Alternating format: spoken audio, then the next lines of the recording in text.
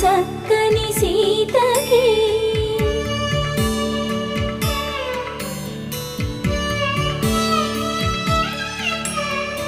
ఎర్ర జాబిలి చేయి రాముడేడని అడుగుతుంటే చూడలేదని పెదవి చెప్పే చెప్పలేమని కనులు చెప్పే నల్ల పూసైన